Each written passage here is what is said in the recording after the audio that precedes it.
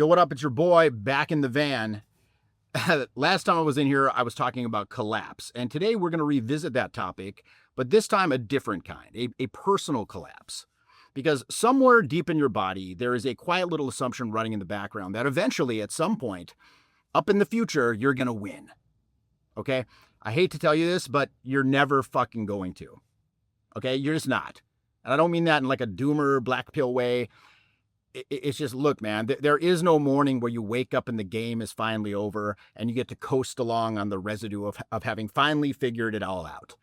As a 50-year-old man, I can assure you that's not going to fucking happen. And the second that you actually accept that, like on a deep nervous system level, your entire life is going to get better immediately. Because everything that you've been doing up until now has been like the exhausting fucking work of pretending otherwise. Like it's going to be okay one day. And that very pretending, it's actually most of what's been like fucking you up. This is what Camus was ultimately talking about. And, you know, Camus, it's one of the few guys that actually influenced my worldview. And Camus, he spent his whole life circling this one question, okay? What do you do when you realize that life has no built-in meaning, right? There's no final boss fight you can win or any of that shit. That's the actual situation of life. And most people, rather than face that, they spend their whole lives building these like psychological shelters to hide from it. You know, these shelters made of career and ideology and parasocial internet beef. Like anything to not look at the situation directly. Camus called this the absurd. Not absurd like, oh, funny, so absurd. More like you have a nervous system that is desperately craving meaning and a universe that refuses to supply any whatsoever. And you got to live inside that gap for what, I don't know, 80 something fucking years without losing your mind. Most people, when faced with that, they pick one of two exits, right? They either do denial, religion, the grind, self-help, whatever fucking pill works that day. On the other side, they pick nihilism. You know, nothing matters, so fuck it, sit on the couch, smoke weed, doom scroll till you fucking die. Camus said both of those responses are cowardice. And the only honest response is a third way, which is basically the whole fucking reason I built this channel. In fact, he wrote a whole book about this called The Myth of Sisyphus. And, you know, at the end of that book, he drops a formula that I think about almost every fucking day. And that formula is lucidity plus revolt plus passion equals freedom. Okay? See the situation clearly, refuse to run from it, pour yourself into it entirely regardless, right? You do all three of those at once and something happens to you that the people who are still hiding from the fucking absurd will never, ever experience. And look, I get it. That formula is very easy to agree with. However, the formula is fucking useless until your nervous system can actually run it under actual life conditions. And right now, it cannot. I know that. I know it can't because right now, I know what your life actually looks like. And so do you. You go out and you're basically like a piece of fucking furniture in the bar, right? Drink pressed up against your chest in the corner all night. The chode mode pose locked in by 11 p.m. and you watch other guys who are fucking, the backwards hat wearing bro dogs who can barely fucking read, certainly haven't read Camus, probably can barely even fucking read. And these guys are like somehow running shit. While you stand there like rehearsing your open or Googling openers, right? And the worst part of that, like those nights out, it's not the night itself. It's the fucking walk home, isn't it? That little quiet time where the analysis is at full volume. Like, what if I done this? What if I done that? Maybe fucking next time. And look, you already know next time's going to be the exact same shit. And then you go home, you sit in bed, phone in the hand, scrolling through some girl's profile you're never going to fucking message and pass out. You've been doing that exact move for what, 3 fucking years, 4 years? Spoiler alert, that does not end on its own. It doesn't. Now imagine the other version. Walking into any venue and people are like fucking delighted you came over. Not because you ran some line, but because you don't need the fucking lines anymore. Because it just comes out naturally. Because why? Your nervous system showed up so fucking loud that the venue just kind of reorganizes around it before you even say anything. Right? The shit that the openers you were going to Google, you don't need that shit. Shit just comes out of your mouth like gold falling from the sky. Why? Because there's nothing in the way. There's nothing blocking your energy flow. The walk home, not some, horrible post-mortem, but rather fucking naked champagne party with some friends you just met. That is what a trained nervous system produces as default. Okay? You don't have to do anything. That's like the default. So the Void Underground is 24 weeks of building that default with who? With a community of guys who are doing the same stuff, right? What is boot camp? Boot camp is 3 nights in the field with me and my assistant team.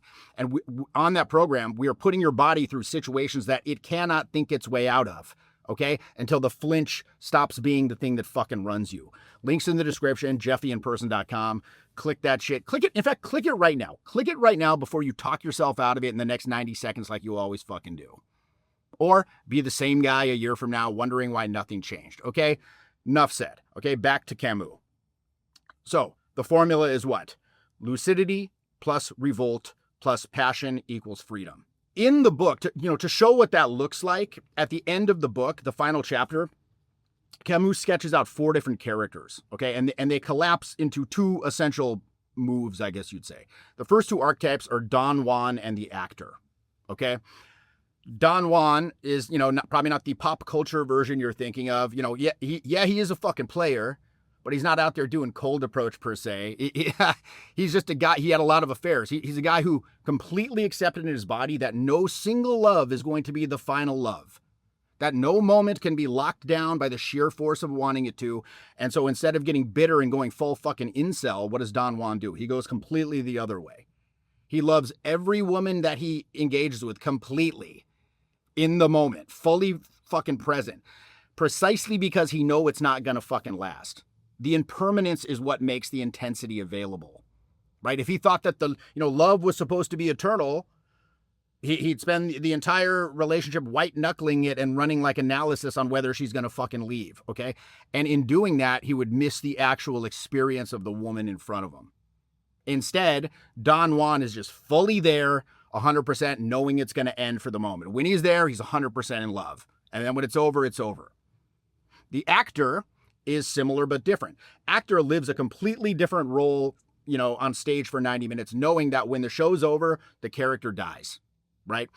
And so, again, he lives all these different lives 90 minutes at a time, right? He knows, again, the actor who knows that in 90 minutes it's going to, it's going to be over, he burns down the fucking stage because he has nothing left to lose. Both of these guys are refusing to trade intensity for permanence. Okay, that's the key. He's like, I know that both of them are like, I know this isn't going to last, so I'm going to pour myself completely into it anyway. This is pillar 3 of the so-called presence in the void doctrine, presence over persona. And if you do not have this, again, you go up to a woman, they can read that shit immediately. They know whether your nervous system is actually here or whether you're some distance in the back of your fucking head, like up in the back of your own cranium, trying to make the moment safer and more permanent. Okay? Presence over persona means broadcast comes first. Everything else is secondary. Okay? So that's the first 2. The other 2 archetypes that Camus talks about are the conqueror and the artist. The conqueror. Camus' version is, not a guy who's trying to build an eternal monument to himself. Because why? Every empire has fallen. Ever. Okay? The one that you are building right now with your fucking, stock options and your LinkedIn and your little fucking 5-year plan, that's going to be a parking lot in 200 years. Okay? Nobody's going to know your fucking name. Literally, most likely not, unless you do something crazy, and the specific combination of atoms you're so attached to is going to be distributed all across every continent on planet fucking Earth, getting eaten by worms. Okay, sorry, that's what's fucking happening. So the real conqueror fights and builds because the fighting is the thing. That's what he's about. Okay, the artist, same exact shit. A real artist is not painting to be remembered. He's painting because the painting is what makes him alive in the moment of doing it. It's funny. Somebody asked me once, they said, Jeff, are you going to write another book? If you haven't read my book, I mean, maybe you should. But I was like, fuck no. That was one of the hardest things that I ever did in my entire life. And I cried about once a week. It took 8 fucking months of solid writing, 8 hours a day, every day. But why did I write that? Not because I wanted to, because I fucking had to. And while I was writing it, I was completely immersed in it. That is the essential artist, the person who creates the art because it's what makes him alive in the moment of doing it. Everybody gets forgotten, right? Entropy is coming. The heat death of the universe will burn down the fucking pyramids, the Mona Lisa, same as everybody else, okay? The only honest reason to paint is because the act of painting is its own fucking reward, okay? The act of doing the art is its own fucking reward. Both of these guys, the artist and the conqueror, are decoupling action from outcome. And this is actually the harder of the two moves that I'm describing in this video, because every single system around you is training you in the opposite direction. Your career, dating, the fucking, algorithm, the little dopamine drip every time like a fucking number in your bank account or whatever goes up. That's what's running the analysis in your head right now. That's what's making you calculate probability before you talk to anybody.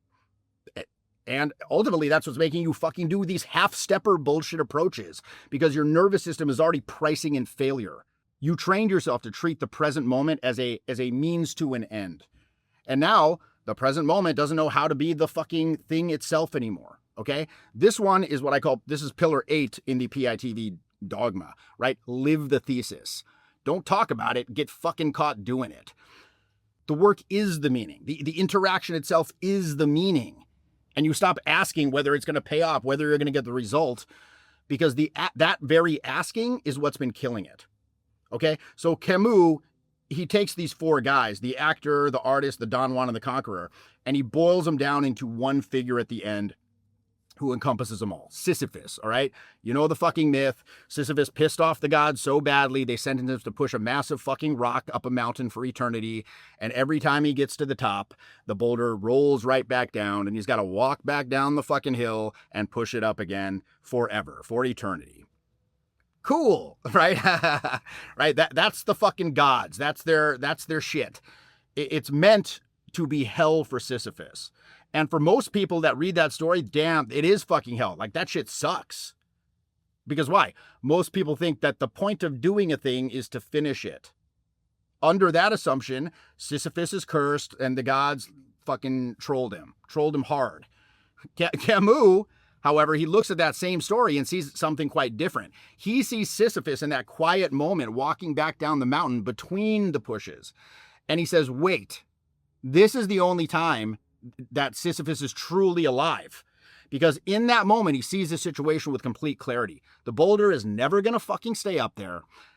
The gods have rigged the whole fucking game.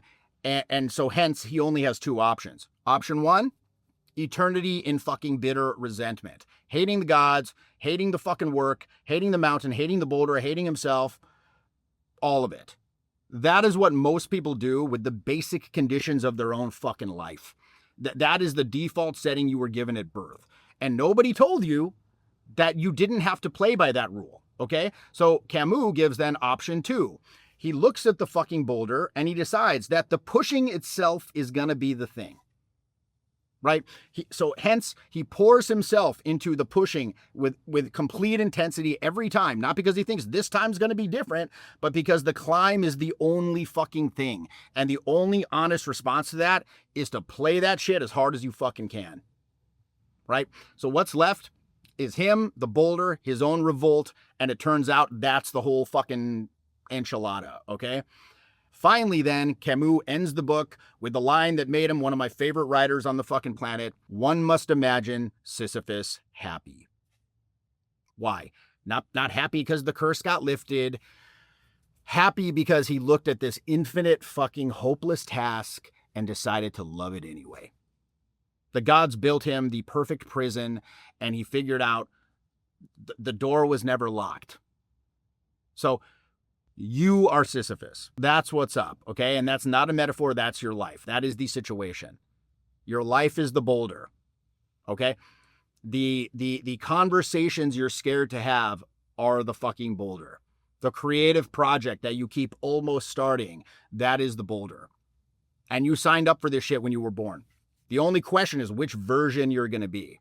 Are you going to be the bitter little bitch version who spends his whole life looking for like the escape hatch, for hoping it'll be over and it'll win? Looking to, the girl or the job, the career, the fucking follower count where the pushing finally stops. That guy is miserable in direct proportion to how much he believes he can escape. Because every day that he doesn't, it's another disappointment stacking up in his chest. Oh, life getting me down. Oh no, it's just piling on. And the stacking never stops. Okay, the stacking is the life. And he dies still waiting for the fucking exit. Happy version looks at the same boulder and is like, okay, this is the fucking game.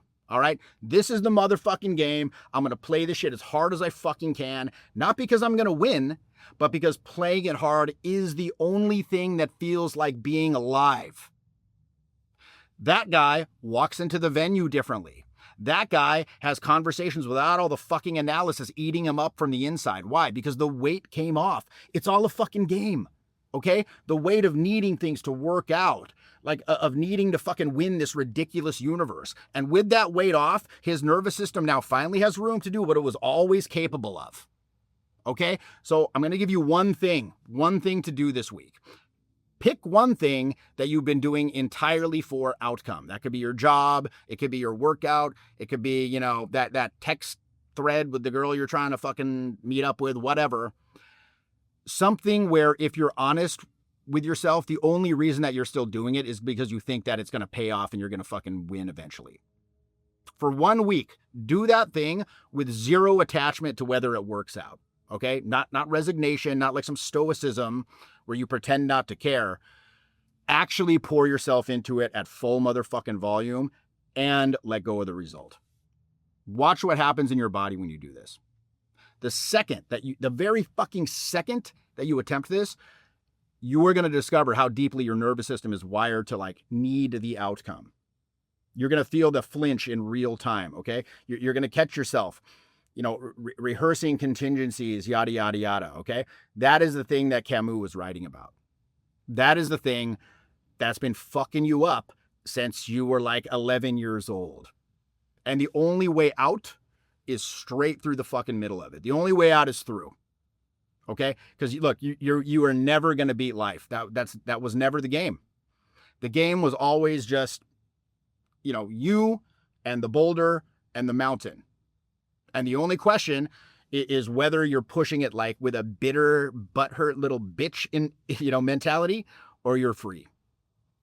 A video can give you the doctrine about this. What a video cannot do is, of course, put reps into your fucking nervous system, okay? So the door's open, links in the description. You already know whether it's for you. I'll see you inside. Hey, what's up, everybody? This is Matt, and I just completed the boot camp in Miami with Jeffy, and wow, it was a really incredible experience. At first, I was like, what have I gotten myself into? I was, really nervous, but you go out there and you start taking action. And I realized how quickly, things can change, how quickly things can happen when you're taking deliberate action. And it was a great way to get out of your comfort zone and, see what you're capable of. My biggest takeaway is you don't need money. You don't need to dress a certain way. You can do it just like you are now. Really grateful for the experience.